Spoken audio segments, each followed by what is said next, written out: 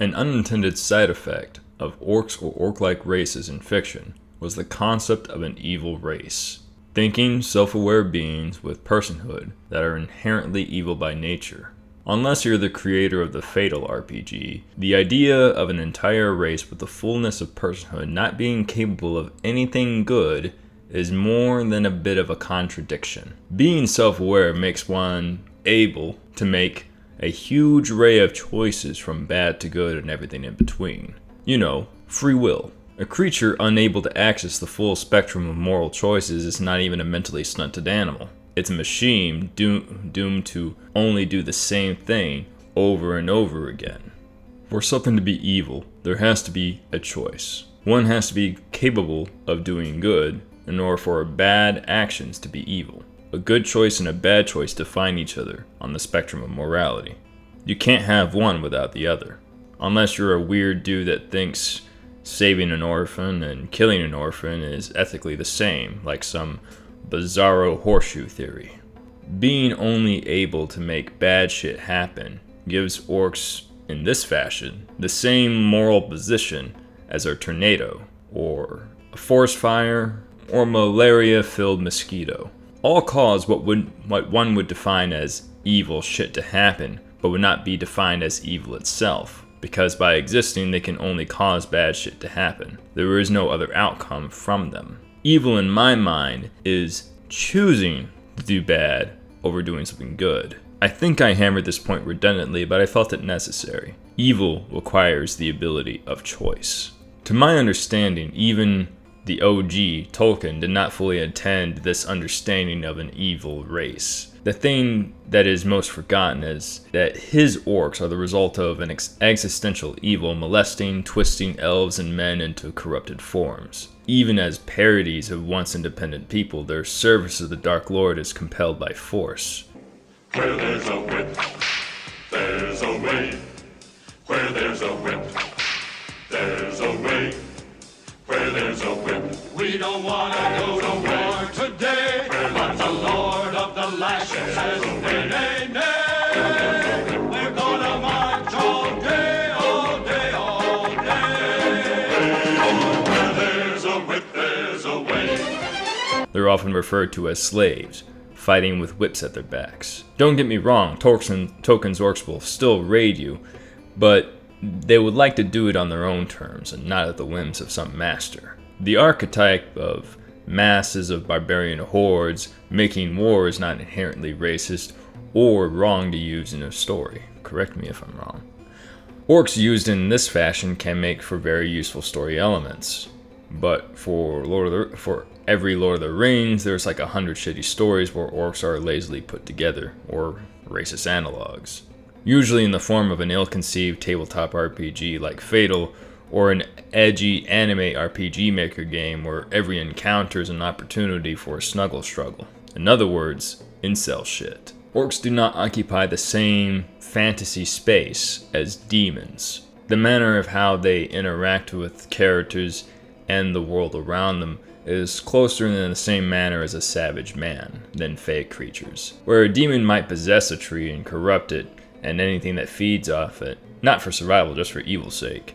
An orc would cut down that tree for firewood to keep warm at night, but in a careless manner. The treatment of orcs in story or setting can be easy to use, but also easy to fuck up. The problems people typically have with orcs in settings is often more from creators that try and fail at orcs. Stories that succeed in the use of orcs do not have the same attraction that dumpster fires do. For example, D&D's 5th edition orcs do not land with many fans. It's clear they tried to push orcs into the same lane as fully fledged races like elves, dwarves, humans, etc. Making them cowboy Mexicans was a weird side move, but I saw what they were trying to do, but it feels off. However, I found it strange Wizards of the Coast was getting flack for what the Elder Scrolls managed to do successfully with their orcs. So how did Elder Scrolls managed to land the personhood for orcs where D&D fumbled?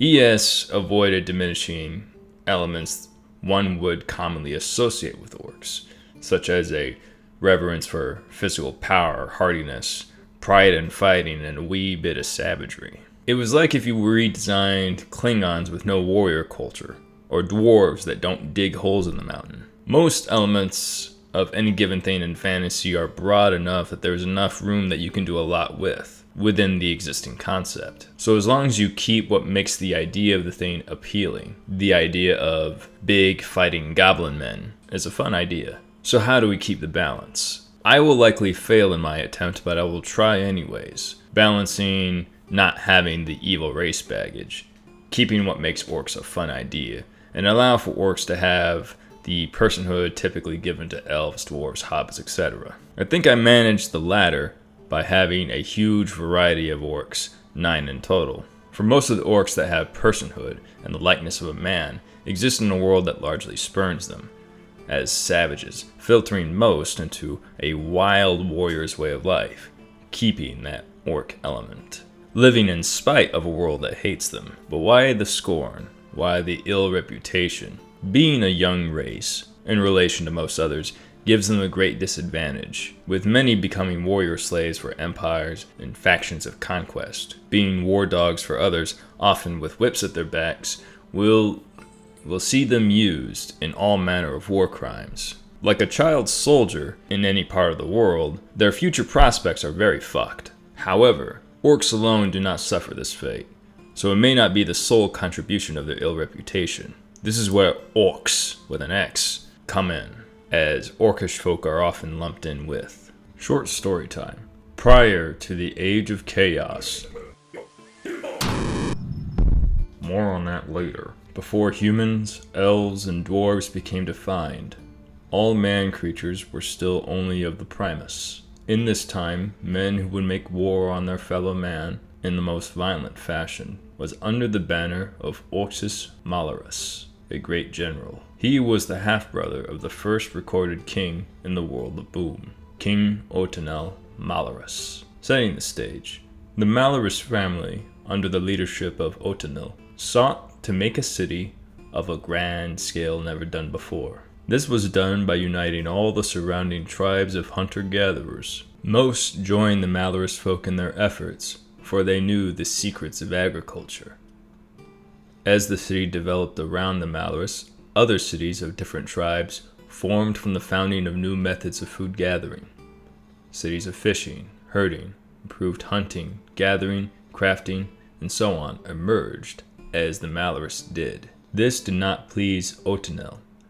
For each city that had emerged, fewer and fewer tribes joined his city. The Malarus city was greater than any other, yet it did not match the grandeur he had dreamed for it to be. Orx saw that this had vexed Otinel and offered his help. He had reasoned that as the primus had multiplied, the pickings and hunting game had slimmed, leaving many tribes who lived off the land desperate, hungry. The strongest of the tribes, not of the city, began to hunt what they could. Greater tribes were eating lesser tribes, flesh and both. With all this being true, Orcs' solution for this was that Otinel should sell the Malarus city as a safe haven for the many lesser tribes, and build walls that bordered the city, taller than man, so that if man-eating tribes should target the city, the tribes would be safe from their attacks. Otinel saw the truth in Orcs' words and built walls taller than men. Beyond his words, Orcs hoped to gain Otinel's favor through a greater effort. Orcs would take his strongest sons with spears, clubs, and the sweetest foods. He would tour the untamed lands, meeting lesser tribes, and bargain with the safety of the city. With the weapons he proved their might, with the food they showed their love. For most tribes he spoke with in this way. He won over many tribes and peoples. This pleased Otinel greatly, so he named Orx the right hand of Malarus. With this title, he was given the leadership of Malarus warriors. His sons enjoyed lesser leaderships, commanding ranks among them. With titles, the people were quick to throw themselves at the sons of Orx at first. However, Orx, his sons, and all the warriors at his command did not own land, for each won their meals from the service to the farmers as protection, while Orx and his ranks would have won them wives outside of the city. There was no long-term safety under their wings, For how could they feed their spawn when they grow old, and their might would fade with age? This vexed Orcs. He worried greatly for his sons and warriors' future. Knowing Otanel's hunger for growth of his city, he went out into the lands to study its needs for its people. He saw the tribes of man-eaters had merged into greater tribes. Their weapons had changed to bladed bone clubs, spears, and stone maces. Lesser tribes, in fear of the man-eaters, would flee to the safety of any city near them. The walls of the Malarus city had kept many man-eaters away. Lesser tribes could not see the bounty of Malarus, and thus fled to other cities, where the bounty was naked for all to see. Any tribe that made their way to the city of Malarus would be set upon by the man-eaters, for they were expected by them. He and his sons saw all this and more. With all that he knew, he told these truths to Otanel, and proposed a new service for a new favor. Orcs would go out with his warriors, slay the man-eaters where they can find them, and the tribes, people that would have been food for these man-eaters would be directed to the safety of the Malarus city. In return, Orcs, his sons, and warriors would be granted lands to tend to and live on the bounty. Otanel agreed to this promise of land for new citizens, so long as the number of peoples gained from this effort exceeded the number of peoples he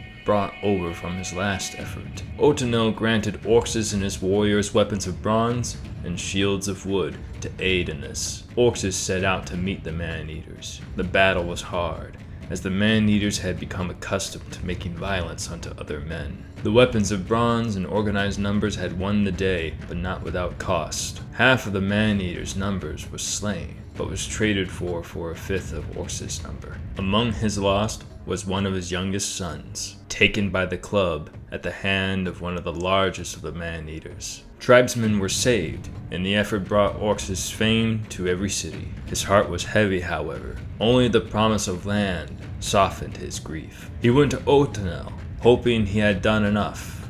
But alas, the number of people brought over to the city was only half the number he brought from his last effort. Otanel said he could not grant his warriors lands, for if he had, all ill-mannered labor would reach out their hands to him, and regardless if the labor was true, it would be fair. Otanel instead granted his warriors armor of bronze and swag to give them pride. Orcs would accept these gifts, but his heart would be hardened for the loss of his youngest. Like before, Orcs' sons would go out and study the manner of the land. They found the man-eaters had traded their hunt of man-flesh for labor. They grew in number, and yet had not eaten as many people as expected. From the fighting, loss of human game, and the growing safety of all the cities, the picking of the lands had grown bountiful once again. Now there was too few peoples to manage the wilds, so the man-eaters would slave all who they caught. For any need the bounty of the land could not meet, effort was given to take from the peoples of all the cities who would travel between them. The slayer of the youngest of Orcs had become noteworthy among the man-eaters, all of which was told to Otanel. Armed with the happenings of the land, he constructed forts and safe homes on every trade route leading from the Malarus city. These forts were placed in the charge of Orcs' men with the promise of ownership within a year's time, should they protect the travelers of all Malarus as they moved from city to city. The promise of land for Orcs and his kin would finally be true. However, the forts were built on rock and stone. The land would not give to the green of a farm, so dependent they must be on the food given from them from the main city. More than half of these forts were built on lands not of Malarus, but of other cities. Most were able to make peace with this trespass by way of compensation. The rest did not. To not have control of forts in their own lands was a great offense, but part of the blame was placed on the shoulders of Orcs and his men, for they held the forts. Years had passed. Relations between the offended cities and Malarus had not improved. Bad trade and one-sided deals that favored the Malarus painted bitterness in the hearts of many. Orcs had grown bitter as well, for each fort manned would thin his ranks. The man-eaters now under the banner of a starved mammoth, had captured some of the outlying forts near the offended cities, and one near the city of a most friendly to Malarus. Among the fort's loss, a number of Orcs' sons were killed or captured. Most strange development was the slayer of Orcs' youngest son had earned a name famed among the starved mammoths. He was called the Morning Bull. Like Orcs, he was granted warriors by his leaders, and was responsible for the capture of Orcs' sons and city folk alike. It seemed that the bull was dead set on bloodless victory, unlike many mammoths that shared his rank. This was seen by the outlying cities who had folk captured by him, in a vain hope these cities would treat with the bull. All the while, Otenel had charged Orcs with the duty of capturing the friendly city that was lost to the mammoths. Filled with hate for the mammoths, he made war on that city with the force of an angry god. The city was flooded with fierce Malarus warriors and city natives. No mammoth would be taken prisoner. Every mammoth warrior, citizen, and slave was slain, their heads on pikes, their bodies displayed in violent fashion. With the bitter victory, all had seemed calmed at last. The natives of the city expected to take charge of their home once again. They would shower the Malarus with gifts and thanks. But alas, aught was not possible, for Ortenel had placed one of his spawn on the seat of power. He had reasoned with the mammoths about the city, and its people were safer under the Malarus. There were curses, insults, and protests, yet all effort felt weak, for the mammoths had truly left them wanting. Any who openly opposed Otenel would be made a slave. Their families would share in this fate. Structures were rebuilt and walls connected to the city of the Malarus, with the forts in between. It was like a great wall across the land, splitting the north and south. As a city became absorbed by the Malarus, the bull had established relations with the city folk whom were vexed by the Malarus in the south. The bull had accomplished this by surrendering the forts he controlled to the cities near them. He had released prisoners to them unharmed and unmolested. His way was strange for a mammoth of proven might. In treating with the southern cities, he made his case. He, with many others, were born into the mammoths, were a desperate lot, hungry and mad. All ill actions by them to this point was done in the name of hunger. In this brief time in which they treat with him, he and his mammoths have now sated their hunger. Mad no longer, he sought a lasting peace. The way of the mammoth had kept them alive for a time, but if continued, would return them to the starvation and death. A conspiracy began to manifest. The southern cities had but two paths: continue with the war with all mammoths, whose number were vast, or invest in a new leader for the mammoths. With the Malarus stretching their arms across the lands, and hordes of mammoths taking all by force, it was an easy choice. The southern cities would feed the bull and his mammoths, granting them weapons of bronze and armor.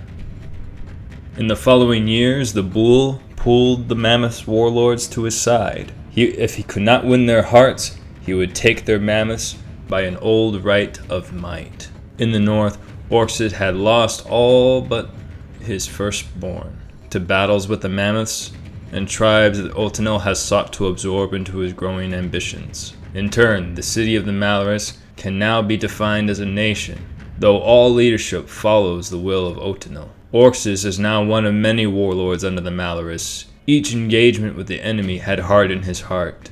Not even his firstborn could speak of peace in front of him without sparking fiery anger. Orcs had promises held before him, only to be denied. Blood of his blood was severed from the future they will never have, and all pleasures lacked their lust. He had slain many in the name of security, yet saw endless war and occupation. The leader of the mammoths, having witnessed many horrors made in the name of the Malarus, felt his heart eaten by hate in the same manner as Orcs. Thus, he led his mammoths to act in kind. Armed with weapons won in battle, he and his mammoths made horrors of their own. A great battle between the mammoths of the north and the Malarus would see no victor. As each would retreat, Horrors were made from the slain in such a manner, a change came about those who made it. Where a handsome warrior once stood, a beast of a creature had taken its place. Eyes were bloodshot, sunken and scarred to brown. Skin became darkly sallow or sickly pale, lacking life. Teeth became gnarled, rotted into fangs. Muscles warped, swollen and knotted in strange places. Posture and proportions both shaped the man into a beast. Among the most vile of them, defilers would be crooked in form. Why this happened to them is unknown to them, but they did not care. Each force would reform and take vile vengeance on the innocent of the enemy. Tribesmen and city folk, blameless of war, would also feel their wrath. By this time, Bull had made his way north with a mixed army of fair-mannered mammoths and southern city folk. Sent word to the leader of all mammoths so they may treat. Likewise, the firstborn of Orcs was seeking his father in similar fashion with soldiers of his own. Fate would see these forces meet first, each with a blood debt to the other, but was sick of war, spoke calmly to one another. To the firstborn's surprise, some of his lost brothers were among the southern warriors, even with one donning a mammoth's mantle. Each had put effort to help the bull take leadership. This had opened his ears to the reason of the bull. The firstborn had explained the new nature of Orcs and the ambition of Otinel. Fearing for the worst, both agreed peace was the only option, lest everything else become a horror of subjugation and vile violence. As they conversed, the horde of the northern mammoths and armies of Orcs found their way to them, fighting amongst themselves as they moved. Now a band of savage monsters, they set themselves upon the forces of the firstborn and bull. Thus commenced the battle of knotted bloods. The monstrous hordes fought blindly, killing friend and foe alike. For the conflagration of their bodies, see their sense of self burn away in a mad rage. The bull and the firstborn would strike down what they could, until fear in the horde outweighed their wrath. Many of the monsters would take off in every direction. Only a few remained. The old mammoth and Orcs among them. The old mammoth's eyes had been blinded, so he would strike at every enemy no matter the colors. The bull took his head, and with it the confidence of the monsters around him. Orcs was fighting blindly too, till a familiar voice broke his focus. He had fatally struck one of his own sons in the fight. With his eyes open and witness to the scene, his form briefly retreated to its former shape, in part, before screaming, "Blood of my blood, a curse of my own make." He then turned the blade on himself, but could not finish. His beastly form returned, raging at his firstborn, weapon at hand. His oldest son struck him, and that was that. All of the horde had taken to the hills, a mad lot for all of time. Some time later, the bull had helped the firstborn take the place of Otinel.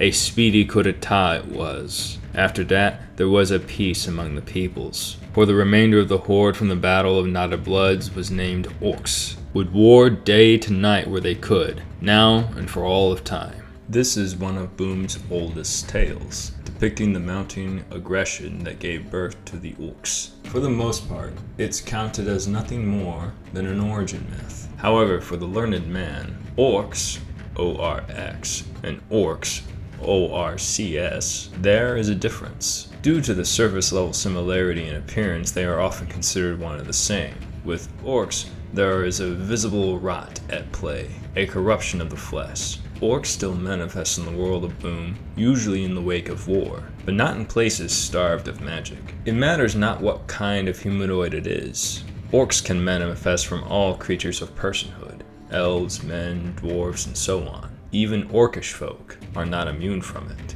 The process in which a person turns into an Orcs is rarely observed. The conditions in which Orcs may form from a man is an unstable mind, an exercise in violence, an exercise in vile acts and proximity to victims-to-be or the dead. The process might take years for a small band of bandits to become Orcs, months for troops and days for armies. Being around other Orcs seemed to make the process quicker. Orcs, unlike normal humanoids, seem to be immortal, or at the very least ageless. The agelessness could be the result of a kind of spiritual cannibalism, eating the years of the victim by absorbing the mana as they die. Elves do this with their food, with other methods. It's how they manage to live longer lives than other races. However, to take a life from a fellow humanoid in a violent fashion may be a fair explanation of how orcs gain the corrupted form. With mana being shaped by the mind of the host, it could be argued that the image of the would-be orcs in the mind's eye of the victim is an ugly one. So orcs become more monstrous with each killing, for they are shaped for the mana of life they consume. In turn, shaped by the evil they choose to do. If hidden well, orcs can plague a land for generations. If evil deeds or curses from the victims make orcs, one must be careful in war not to become such things. The foul reputations of these creatures is potent. Warlords who live off the bounty of the innocent had armies that would slowly turn to orcs. In the early days, this did not vex them, for there was no deed too vile for orcs would not do. Though, as resistance to the warlords would mount, the chaotic behavior of orcs could not be relied on. Only an overwhelming number of orcs proved useful against trained forces, so more disciplined warriors was what ambitious warlords truly desired. When the half-breeds of the Orcs were found by the wider world, warlords found a stock of people who they can use for war, with no one seeking vengeance for their sake. It did not take long for a slave trade to grow around the orcish kind. Furthermore, the vile forced breeding thereof. Orcs' men were still used by warlords in their ranks, but surrounded by more disciplined troops. Orcish folk were named after the Orcs, or Orcus himself, used among them for ages, and spoken of in the same breath. Inheriting the reputation and bad name, earned or not, was only natural, though it should go without saying, even Orcish folk hate the Orcs. A question if any humanoid can become Orcs. Can an Orcs return to its original form? As far as the wise of Boom is concerned, yes, but not without pain. Only 2 recorded cases of Orcs returning to their original form exist under the lock and key. The first case was an infamous Orc called the King of Ruin, a most vile Orc that was known for his ill treatment of captured victims. Captured by an elven government, he would have been sentenced to torture and death for his many crimes. The same school of wizards that make the Orcs study bought temporary custody of the Ruin King, with the promise that he would be given back to the government in a year's time. In their studies of him, they used all manner of magics on him. Through the classic trial and error, they managed to reverse the Orc's condition, though the exact method responsible is lost to time. The King of Ruin turned out to be an old high elf, an ex-soldier of an elven army. Once fully recovered, he seemed to be briefly happy. However, after recalling the order of events since before becoming an Orcs, and his time as the Ruin King, he fell into sadness. For the remainder of his stay with the wizards, he tried to take his own life many times. Eventually, he was given back to the elves. He was killed soon after. The second case was a young boy who was taken by a band of Orcs after they raided his village.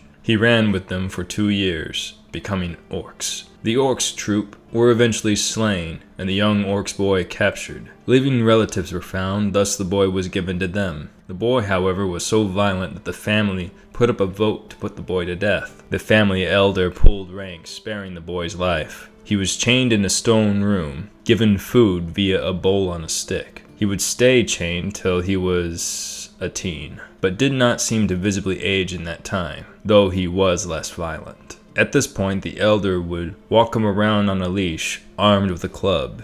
She would have the boy help around the village, and beat him with the club any time he got violent. Most times the beatings were severe, as much as the boy attempts to kill and maim villagers. This manner of living continued until he became 20 years of age. He did age somewhat, looking like a teen, similarly less Orcs-like. 10 years after that point, the Orcs boy was an Orcs no longer, but a large man. Many were convinced that the elder used alchemy or magic on the boy to rid him of his Orcs condition. Many sought answers from her, but she always gave the same one: tough, unconditional love. The former Orcs now looks after the elderly woman carefully. Got married with a villager, having many children. The man had spent time in prison, not for a violent crime, but for refusing the draft, as he had sworn off war in every fashion. A thing of note, he did have words recorded by the local court on the matter.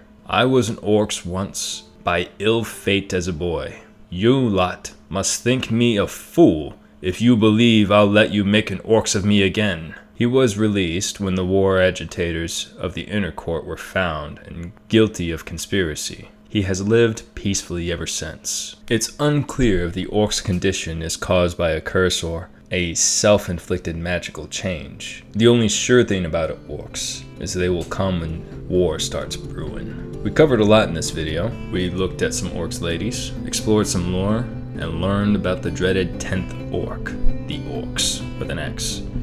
Hope you enjoyed spending your time with me. If you would like to support me in my work, I have my socials in the description, as well as a Patreon. Thank you, have a great day. Oh, and before I go, let me leave you with one pitch. I had this idea of making a sort of choose your own adventure series of videos where, you go and try to retrieve a green spiritual axe or something to that effect. Branching paths and such, something fun.